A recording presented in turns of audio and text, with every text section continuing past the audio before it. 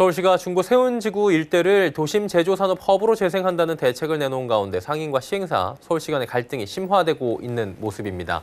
서울시가 대책을 내놨긴 한데 구체적 이주 일정 등은 중구청과 협의체를 조직해 결정해야 하는 상황입니다. 당장 일터에서 내몰릴 위기에 처한 상인들의 불만은 또 불안은 커져만 가고 있는데요. 부동산팀의 지혜진 기자와 자세한 얘기 나눠보도록 하겠습니다. 나와 있습니까? 네, 안녕하세요. 예, 안녕하십니까. 서울시가 도심 재생 계획을 내놨습니다. 당초 계획보다 3개월가량 늦게 나온 건데 상인들의 불만이 크다고 하더라고요. 이유가 있습니까? 네, 대책이 예상보다 늦게 나온 데다가 상인들이 체감하기엔 대책 전후가 별반 달라진 게 없어서입니다. 지난 12일 세운지구 일대를 찾아가 봤는데요. 그날도 상인들은 시행사인 한호건설로부터 소송장이 날아왔다고 토로했습니다. 지속해서 퇴거에 대한 압박이 있는 건데요. 4일 서울시가 발표한 내용을 보면 도시재생계획을 관장하는 기관으로서 서울시가 상인들을 무작정 내쫓는 게 아니라 주변에 공공임대상가를 조성해주겠다는 내용을 담고 있습니다. 내년 8월까지 공공임대상가를 지어 상인들을 입주시키고 그 전에는 임시 영업장까지도 만들어주겠다는 계획입니다.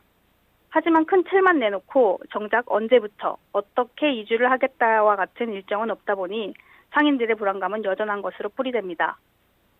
사실 현재 상인들이 새들어 있는 상가의 소유권이 한호건설로 넘어가게 되면서 임대차 계약이 자동으로 해지된 상태입니다. 이 같은 내용은 제가 지난 1월 말에 세운지구를 찾았을 때도 공공연한 사실이었습니다. 당시 한호건설은 3월 2일까지 상가 건물을 명도해달라고 상인들에게 공문을 보낸 상태였고요. 하지만 서울시 대책이 예상보다 늦게 나오면서 상인들의 불법 점거 상태도 장기화된 겁니다.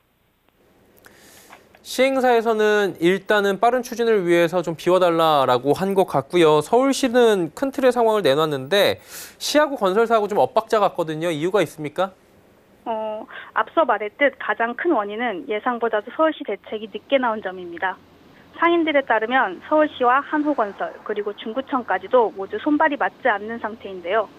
서울시는 세부 사항은 자치구가 처리해야 한다는 입장이고요. 한호건설은 법대로 사업을 추진 중이라는 입장입니다.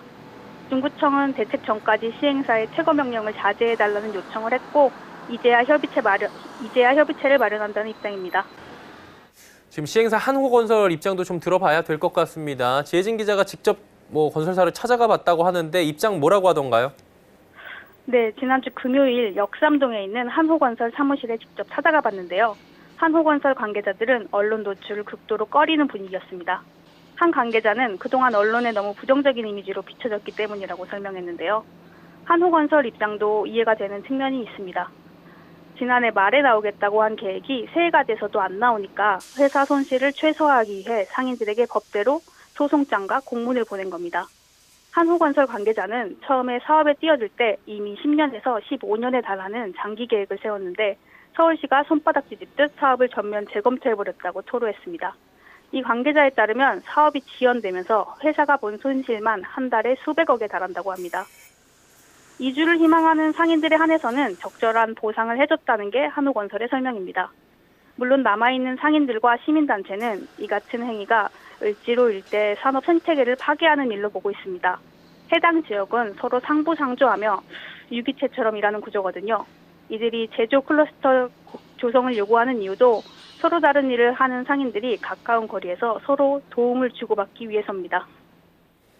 네, 건설사 입장 들어봤고요. 이제 제일 중요한 분들입니다. 상인들 뭐라고 합니까? 일터를 잃고 거리로 지금 내몰릴 처진데요.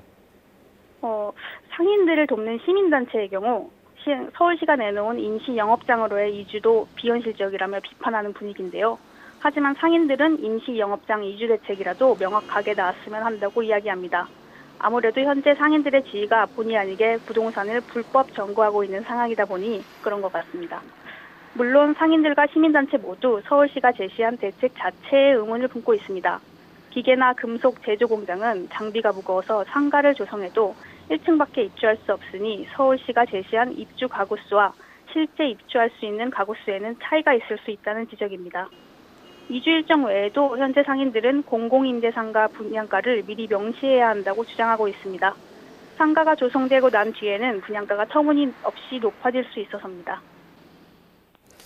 지금 세운지구 상인들 같은 경우에는 구체적 사업 추진 계획을 내놔 달라라는 입장인 것 같고요. 여기에다가 지금 보니까 분양가 책정해 달라는 입장도 있는데 분양가 책정은 어떤 의미입니까? 네, 아무래도 상인들이 가든파이브 실패 사례를 접해서인 듯합니다. 2003년쯤 일인데요. 이명박 전 대통령이 서울시장으로 재직하던 시절입니다. 당시 청계천 일대를 개발하면서 주변 상인들을 송파구 문정동 가든파이브로 이전시켰습니다. 이때 일부 제조업체들도 터전을 문정동으로 옮겼는데요. 이때 문제가 있었다고 합니다. 애초에 서울시는 분양가가 8천만 원에서 9천만 원 선이 될 거라고 상인들한테 안내했다는데요.